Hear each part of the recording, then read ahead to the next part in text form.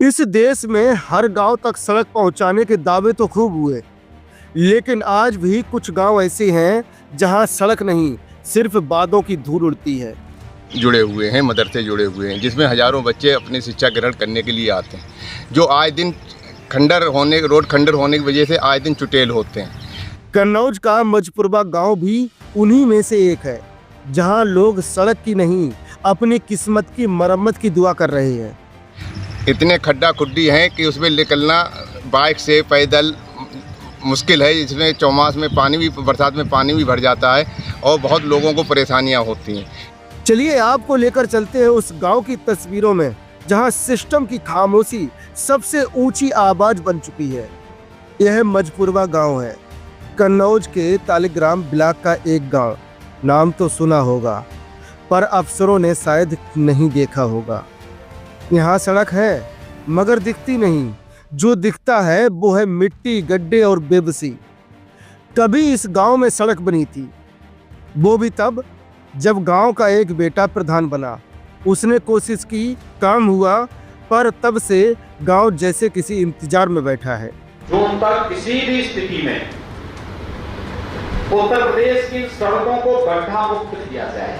नेता बदलते गए, चुनावी भाषण बदलते गए, लेकिन गांव का हाल आज भी वहीं ठहरा है, कीचड़ में सना, सपनों में धंसा।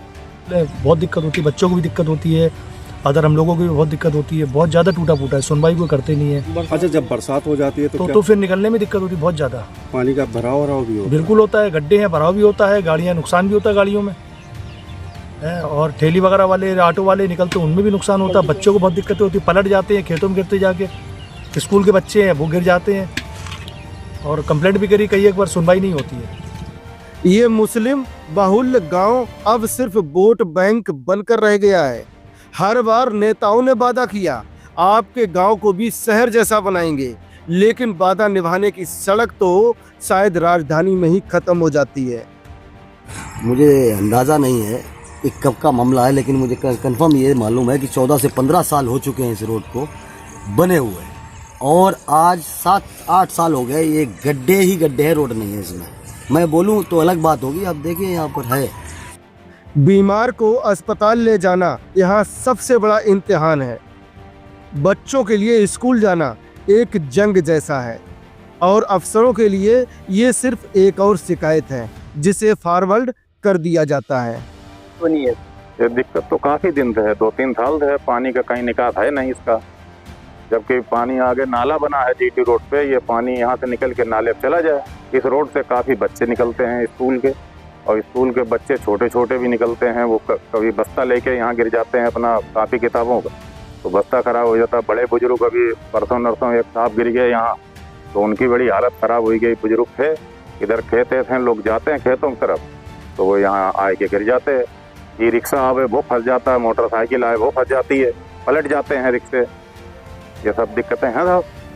तो सवाल ये है, क्या विकास सिर्फ वोट मांगने तक ही सीमित है? क्या मजपुरवा जैसे गांव की आवाजें सिर्फ चुनावी शोर में ही सुनी जाएंगी?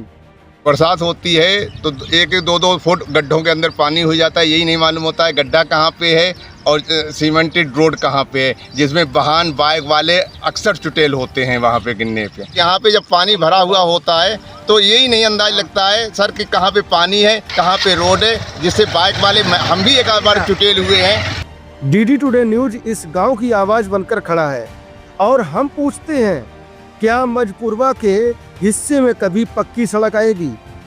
क्या इस देश में अब भी कुछ गांव दूसरे दर्जे के नागरिकों की तरह जीने को मजबूर हैं?